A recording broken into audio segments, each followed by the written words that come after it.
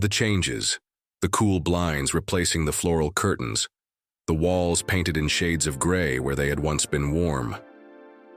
All of this had been the decision of Laura and her husband Martin, who had gradually taken control of the house. Even so, Helena maintained an almost childlike illusion that this day would be different, that perhaps her daughter would remember how much she had done for her. But what arrived wasn't gratitude or affection. Laura walked quickly in, without looking at the right cake or the flowers, and plopped down on one of the dining room chairs. Martin followed her with a serious expression, without even saying hello. In that dense silence, Helena expected at least a kind word, a minimal gesture. None came. Instead, Laura, with a coldness that admitted no nuance, pronounced, "The best gift you can give me is to disappear from my life." The blow was brutal, so much so that Helena clutched the edge of the table to keep her balance. Everything she had sacrificed, the endless hours cleaning houses, the sale of her late husband Ernesto's piano, the dreams stored in a drawer, suddenly reduced to nothing. It was as if the love of a lifetime had been erased in a matter of seconds. Helena remained motionless for a few seconds, feeling how the silence in the room weighed more than any words. The cake was still steaming, but no one was looking at it. Laura had picked up her phone and began casually scrolling, as if the phrase she had just uttered were unimportant. Martin leaned toward her, murmuring something under his breath, and Helena caught the word home. Her heart skipped a beat. For weeks, she'd suspected they wanted more than her attention. They wanted to take over the place she had built with Ernesto, the only space that still gave her meaning. That suspicion was confirmed in that instant, when she realized that her own daughter no longer saw that home as her mother's refuge, but as a property she could reclaim. Hours later, while trying to compose herself in her room, Helena overheard a conversation from the hallway that wasn't meant for her. Laura was talking with Martin about signing papers, about expediting the process, so the house would be in her name. Helena felt a chill in her chest, a mixture of betrayal and bewilderment. It wasn't just the coldness of the words. It was the audacity of talking about this inside her own roof, as if she no longer existed. She walked toward the living room with shaky steps and noticed that even the rocking chair where she used to sit had been relegated to the garage. It was all a sign. They had erased her little by little until she became a hindrance in her own life. That same night, unable to sleep, Helena went to the small drawer where she kept her important documents. She opened folders with old bills, deposit slips, and savings books. What she found took her breath away. There were money transactions she had never authorized, transfers made to unknown accounts, cash, withdrawals that didn't match her expenses. Fear mingled with rage. At first, she thought maybe she'd made a mistake, that her memory was playing tricks on her, but soon the numbers spoke for themselves. It wasn't an oversight. Someone was emptying the little she'd managed to save after a lifetime of sacrifice. The next day, with trembling hands, she dared to visit a lawyer recommended by a neighbor, Mrs. Janet Delgado. In the small office smelling of strong coffee and piled up with papers, Helena told her story almost in a whisper, as if she were still ashamed to admit what was happening. Janet listened silently and then spoke directly. "This is family financial abuse." The words hit her like a shock of reality. Helena stared at her, incredulous, because until that moment she had always thought the problem was her, that perhaps she was too demanding or didn't know how to set boundaries. But no, she was a victim. That day, for the first time, she stopped feeling guilty and began to understand that someone was deliberately using her. When she returned home after that appointment, Helena carried with her a mixture of determination and fear. She knew she had to confront Laura, even though the mere thought made her throat tighten. That afternoon, when she found her in the kitchen, she took a breath and spoke in a halting but firm voice. She asked her about the transfers, the unexplained withdrawals. Laura looked at her with a look of contempt that chilled her mother's blood. She told her she was exaggerating, that she had always had more than she needed, and that the least she could do was help her family. It was then that Helena, still trembling, replied, "I've spent my entire life thinking about you. No more." That sentence, short but laden with years of silence, marked a breaking point. From that day on, the atmosphere in the house transformed into a silent war. Laura began calling neighbors and people from the church, recounting a distorted version in which she portrayed herself as the long-suffering daughter, and Helena as the selfish and cruel mother. Soon, Helena received calls full of reproaches.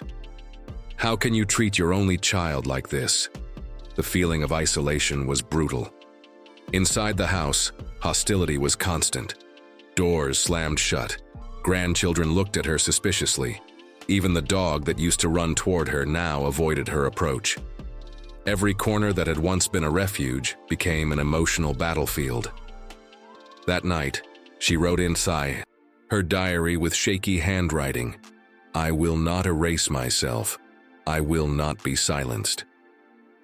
The following days were a mixture of resistance and painful discoveries. One afternoon, while putting clothes in the closet, Helena accidentally overheard an argument between Laura and Martine in the living room. Their voices were low, but she managed to make out enough for her world to crumble. They were talking about gambling debts, outstanding loans, threats from moneylenders.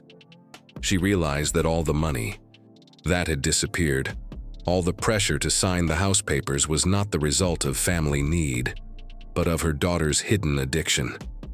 In that instant, she felt that the person she had raised, the girl she had taught to walk and read, was now a complete stranger. The pain didn't stop her. On the contrary, it gave her more reason to move forward.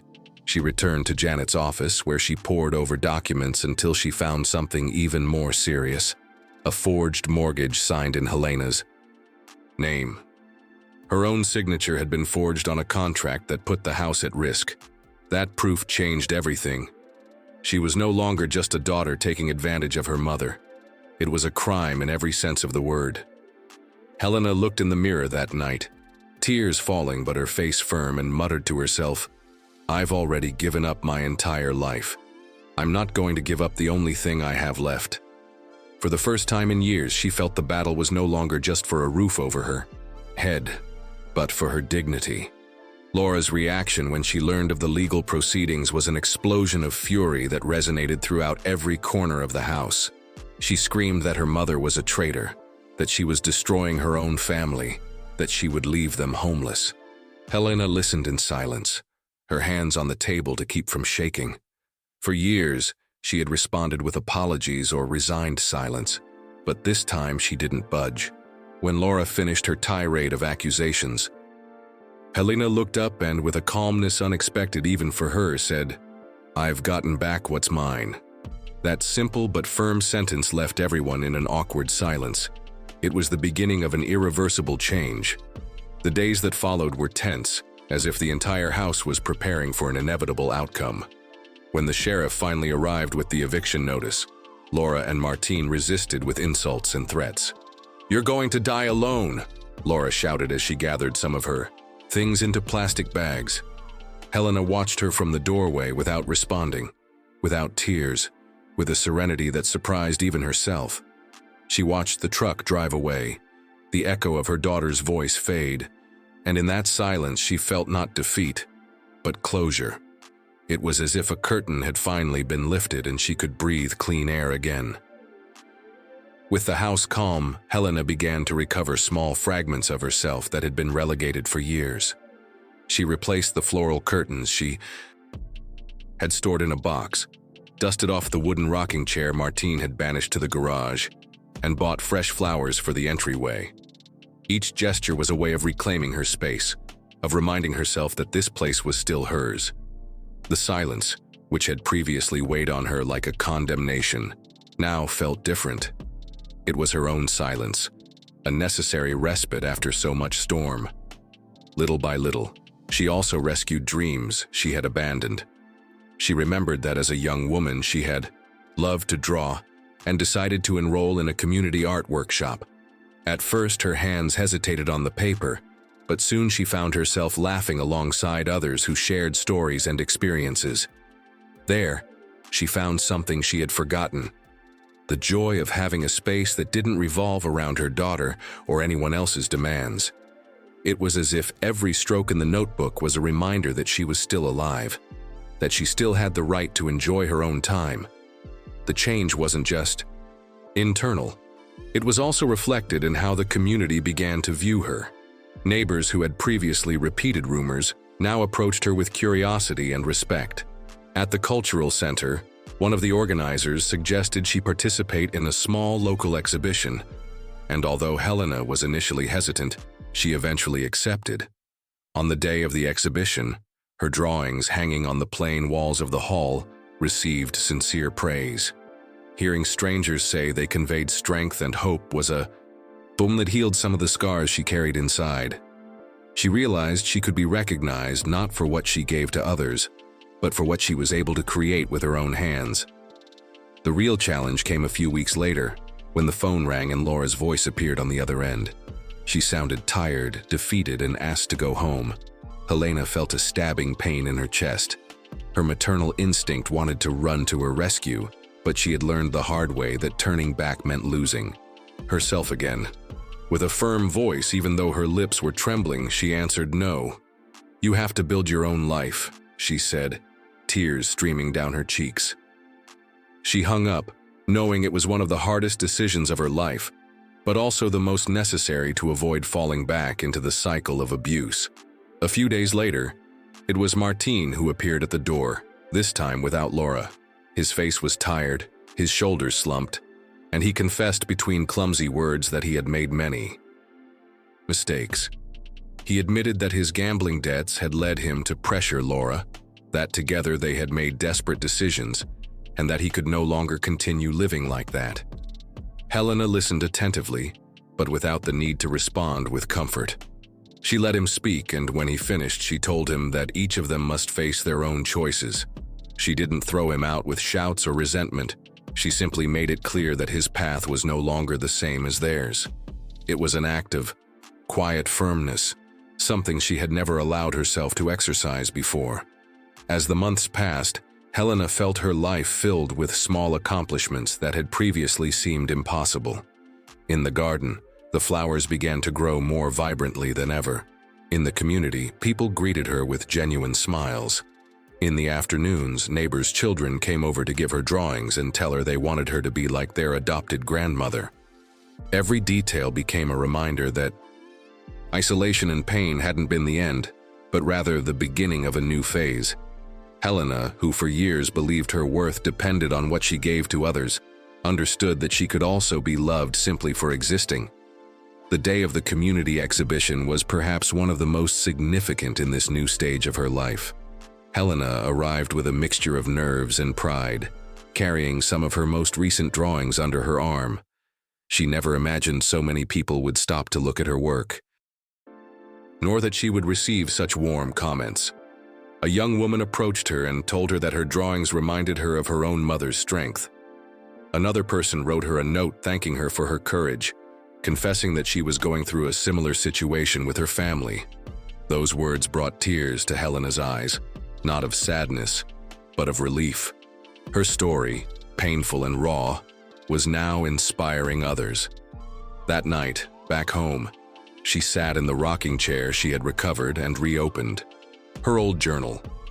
In firmer handwriting, she wrote, "For years, I thought my worth lay in what I gave, in the sacrifices I made in silence. Today, I know my worth lies in being, in staying on my feet despite everything. I didn't disappear. I'm here." She closed the notebook and took a deep breath, certain that although the scars would never completely disappear, they had become signs of resilience. In that moment, she understood that solitude wasn't a punishment, but a space where she had found herself again. Over time, Helena stopped staring at the door, hoping Laura would return repentant. She learned that she couldn't live waiting for forgiveness that might never come.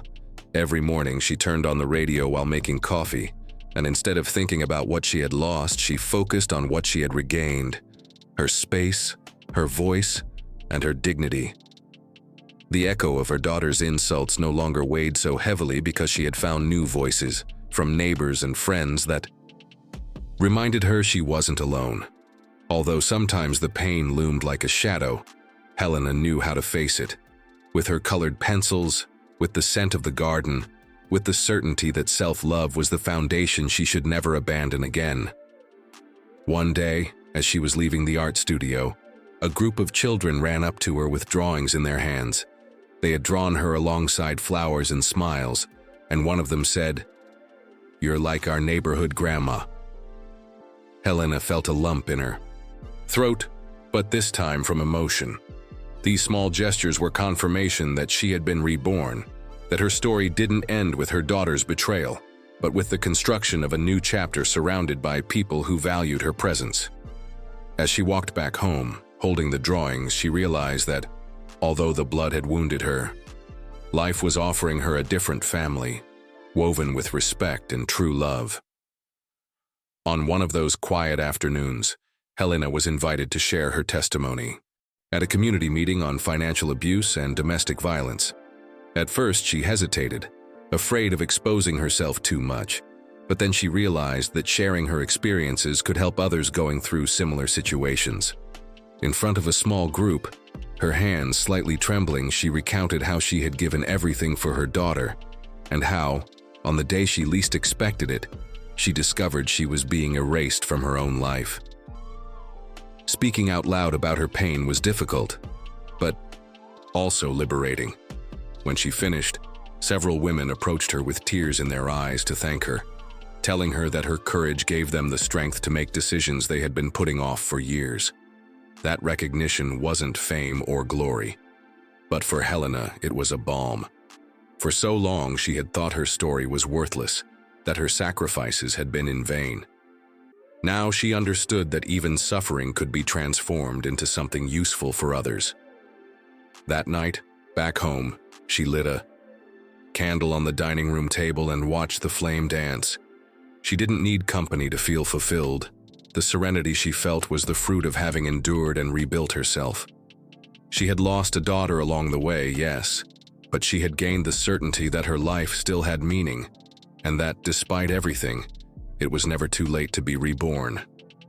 Anniversaries ceased to be an open wound and became personal rituals of gratitude. On Laura's birthday, Helena baked a cake not for someone who was absent, but for herself. She decorated the table with fresh strawberries and wrote on a piece of paper, "For me, for what I'm still standing for." It was a small gesture, but full of meaning. As she tasted the first slice, she thought of Ernesto, of everything they had built together, and she felt that somehow he would be proud to see her defending what they had created.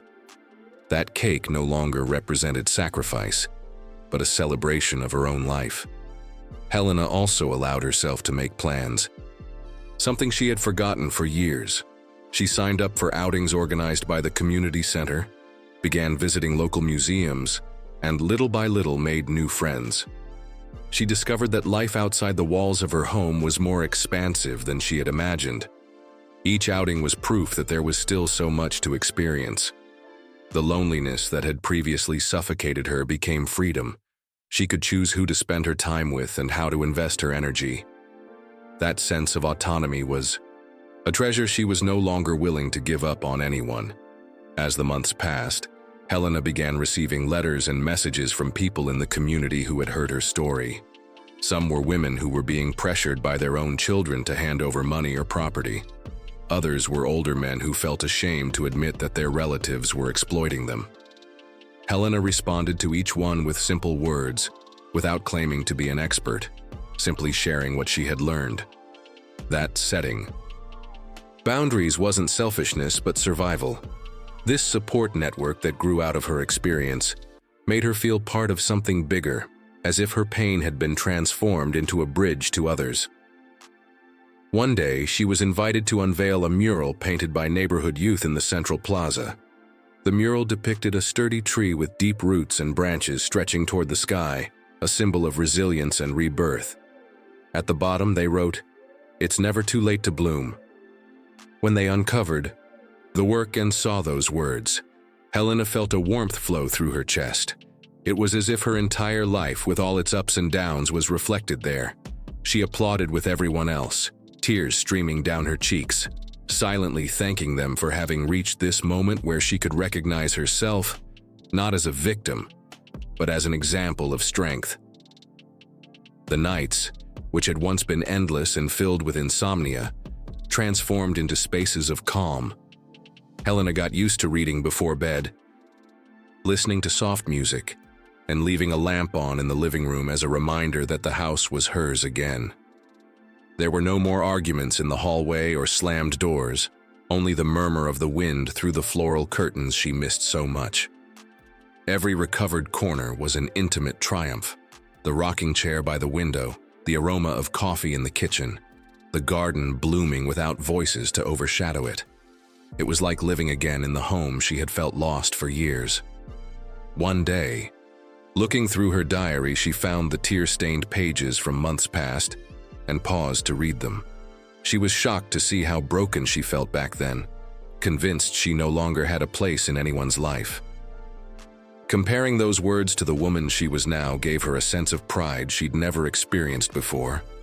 She had gone from being silenced and minimized to a woman who could stand on her own, with a life that had purpose and meaning. She closed the notebook firmly, thinking there was no need to forget what she'd experienced. Those scars were proof that she had managed to survive and rise again. Helena also began to reconnect with her faith, albeit in a different way than she had previously practiced. She returned to the neighborhood church, but this time without fear of the judgments and malicious comments that Laura had once provoked with her slander.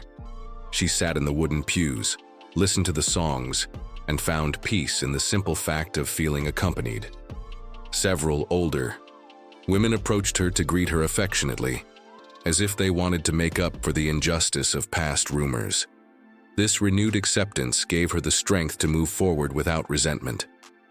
One weekend, she decided to organize a small gathering in her own home for the neighbors and children of the neighborhood. She prepared tea, coffee, and a strawberry cake.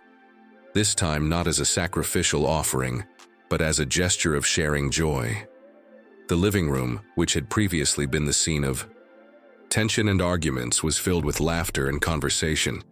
Watching the children run among the flowers she had planted herself was a powerful reminder. That place was still alive, but now it was filled with a different energy, healthy and bright. That afternoon, as she collected the empty cups, she thought she had finally transformed the pain into something new and hopeful.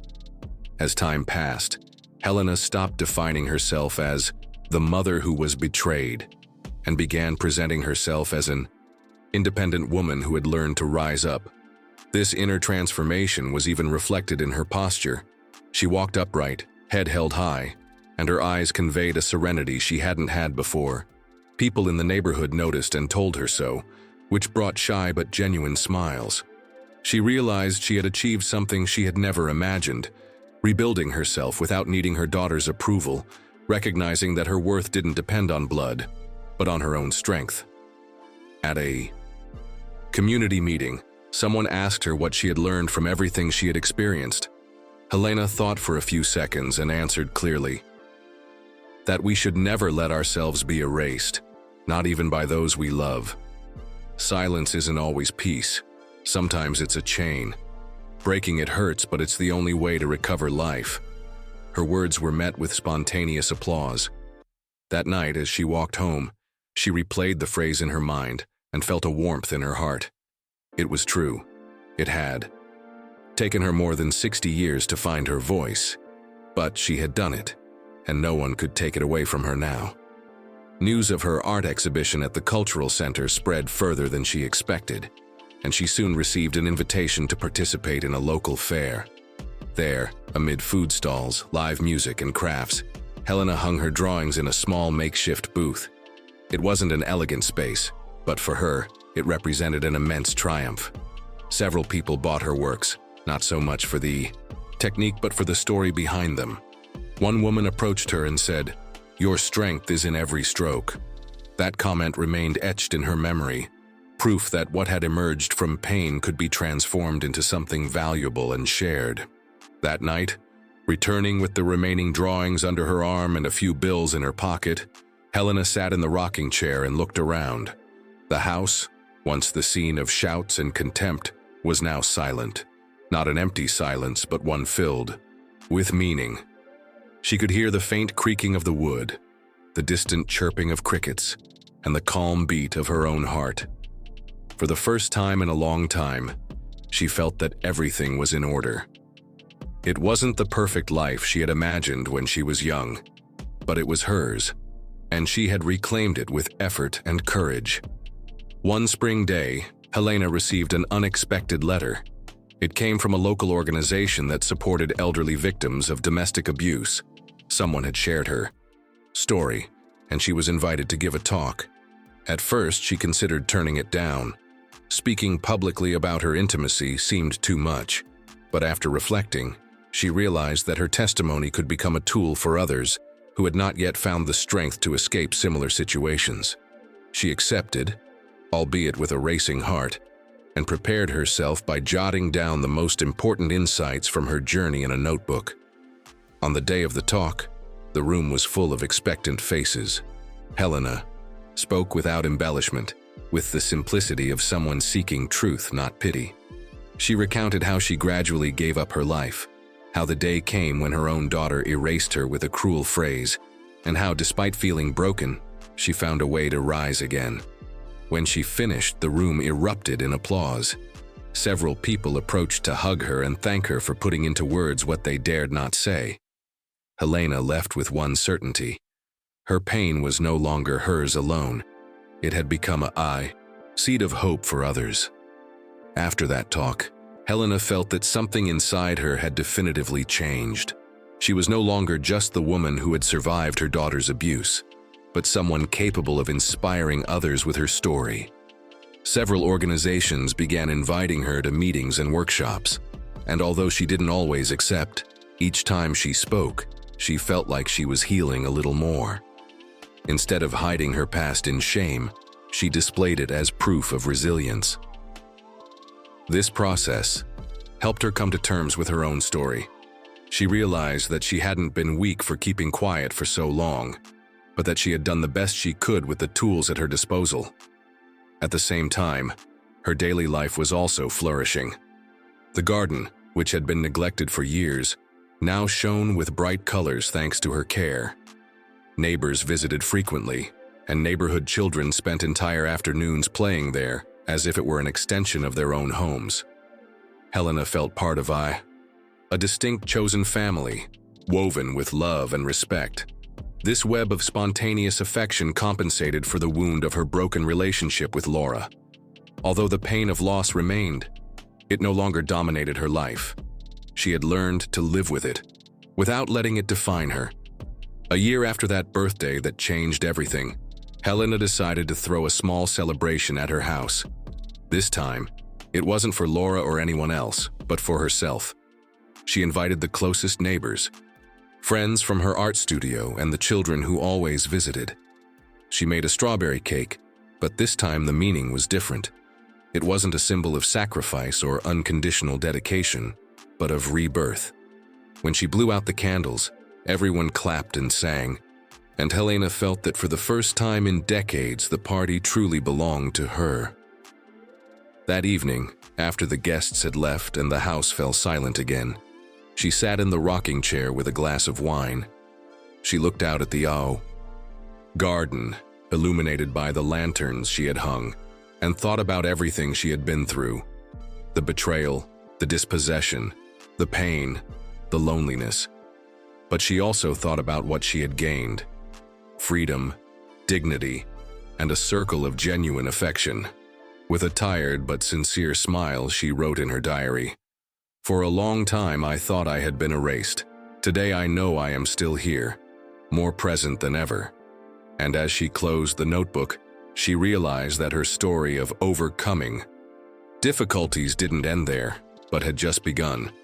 Looking back, Helena understood that the day of her breakup, when she heard from her own daughter that she had to disappear from her life, had also been the beginning of her rebirth. It was the hardest blow of her life, but without it, she would never have discovered the strength she carried within. Every decision she made since then, from silently facing slander to speaking out in court, had been a building block in the reconstruction of her identity. She was no longer the submissive mother who accepted anything to avoid losing her daughter's affection. She was now a complete woman, aware of her own worth and capable of living without depending on anyone's recognition. Today, when she walks through her neighborhood and hears children call her Grandma Helena, she feels a pride she'd never imagined. Not because she was seeking to replace what was lost, but because she's learned that life always offers new ways of belonging. The plants she tends flourish in her garden. The curtains that represent her flutter once again in her house, and shame no longer dwells in her heart, but rather the certainty of having endured. Her story is recorded in those diary pages that perhaps someone else will read one day. And if that happens, Helena wants those words to convey what she learned firsthand. It's never too late to say, "Here I am," and start over.